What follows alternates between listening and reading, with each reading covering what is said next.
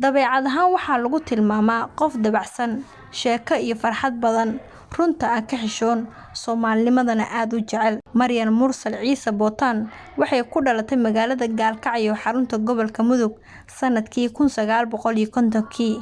Maryan 6 sano kadib waxay u soo wareegeen iyadoo qoyskeeda caasimadda Soomaaliya.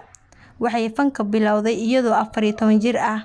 waxayna Radio Muqdisho ku soo biirtay 1965tii. Imtixaanka laga qaaday ayay kaalinta koowaad ku soo baxday. Heestii ugu horeysay oo ay tartanka uga qayb gashay waxaa lagu magacaabi jiray Indha Caashar, waxayna sidaas ugu mid noqotay fanaaniinta qaranka Soomaaliya. Maryan Mursal Ciise waxaa lagu tiriyaa inay ka mid tahay fanaaniinta Soomaaliya kuwooda ugu wanaagsan.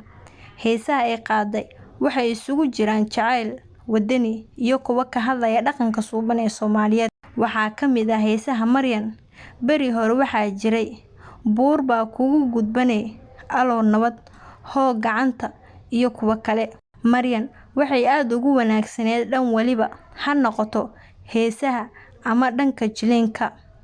Riwaayadaha ay ka qayb gashay ee sida aadka loogu xasuusto waxaa ka mid ah Shabeelnaagood, Kaara Bidhaan iyo kuwa kale. Wixii ka dambeeyay burburkii Soomaaliya 1991dii waxay ku nooleed qurbaha, gaar ahaan dalalka Denmark iyo UK.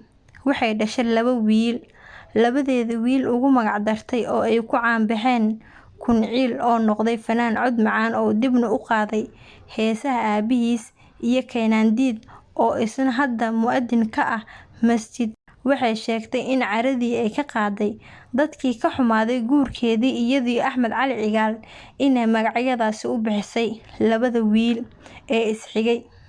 Laakiin magacyadooda rasmiga ah waa Maxamed iyo Cabduqaadir, kan dambe oo lagu magac daray adeerkiis oo ahaa abwaan weyn Cabduqaadir Cali Cigaal.